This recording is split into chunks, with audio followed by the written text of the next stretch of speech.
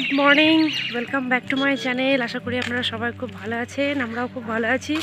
প্রচণ্ড ঠান্ডা আর প্রচণ্ড কুয়াশা পড়ছে সকালবেলাতে, কিন্তু স্কুলটা তো নিয়ে যেতেই হবে, তো সেই কারণে স্কুল যাচ্ছি। ফার্স্ট টাইম আমি নিজে কেটস পরেছি। কি হারে কুয়াশা বুঝতে পারছেন?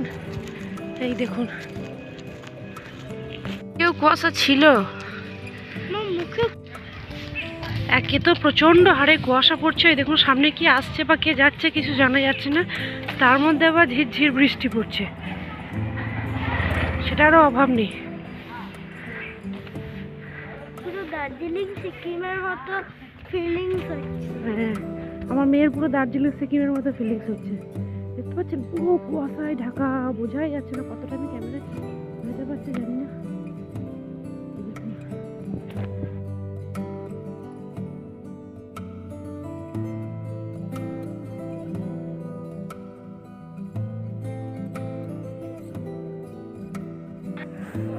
রাস্তাটা মোটামুটি সবারই পরিচিত হয়ে গেছে, আর এই রাস্তাটায় সকালবেলায় বেশ ভালো লাগে। প্রচুর পাখি এদিক থেকে ওদিক, আর পুরো ঘন কুয়াশায় ঢাকা উড়ে যাচ্ছে, দারুণ লাগে কিন্তু দেখতে।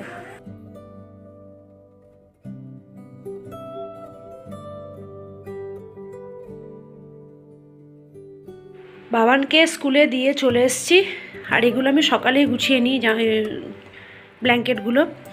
তো এই যে ও খেয়ে দিয়ে গেছে, এগুলো সব আছে, এবারে বিছানাটা গুছাবো।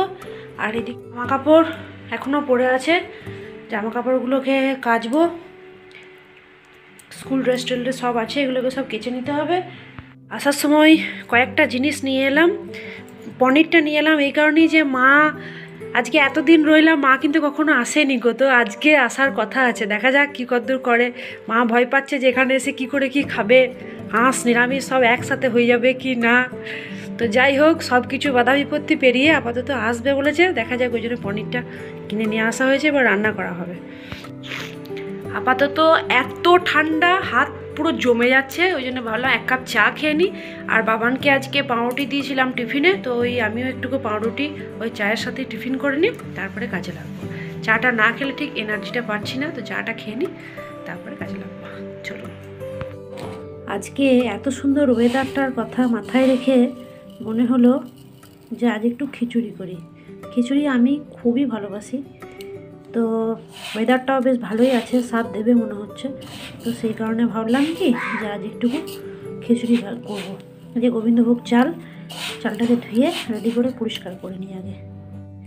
এখানে সব সবজি কেটে নিয়েছি, ফুলকপি, পেঁপে, আলু, ক্যাপসিকাম, লঙ্কা, পালং শাক, মটরশুঁটি, কলাই, মটরশুঁটিটা কোথায় ঢুকে গেল, গাজর, সমস্ত কিছু দিয়ে, এই যে মটরশুঁটি কলাই আছে, অনেক নিচেতে চলে গেছে, সব কিছু দিয়ে এটা করব। কেটে রেখে দিয়েছি। ঘরের মোটামুটি সমস্ত কাজ কমপ্লিট করে নিয়েছি, জামা কাপড় মেলা হয়ে গেছে, এদিকে বাসনগুলো আছে এসে ধোবো। এখন আপাতত বাবানকে নিয়ে চলে আসি, চলুন। ওর এবারে ছুটি হয়ে যাবে, কেন কি আমার হেঁটে হেঁটে যেতেও তো 15 মিনিট লাগবে, তো সেই কারণে চলুন আপাতত নিয়ে ওকে চলে আসি। খিচুড়ি আমার রেডি হয়ে গেছে, বেগুন ভাজা, আলু ভাজা, আর সাথে ডিম ভাজা। আপাতত মেয়েটাকে দিই, তারপরে আমরা খেয়ে নেব। মেয়ে আমার বেগুন ভাজা খায় না, ডিম ভাজা, আলু ভাজা দিয়ে দিলাম।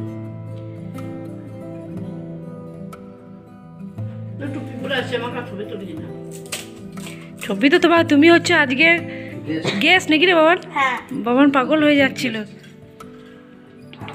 দীর্ঘ প্রতীক্ষার অবসান ঘটিয়ে ঠাম্মি এসেছে, সেই আনন্দে নাতনি নিজে হাতে দই ফুচকা বানিয়ে ঠাম্মিকে খাওয়াচ্ছে।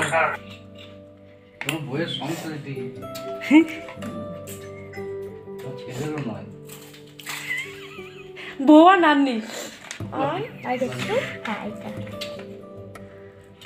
বাবাকে এখন দুটোই দিই না? দুটো কেন? আমি যেমন করে সাজিয়ে দিলাম তেমনি করে সাজিয়ে দে, দুটো কেন দিবি?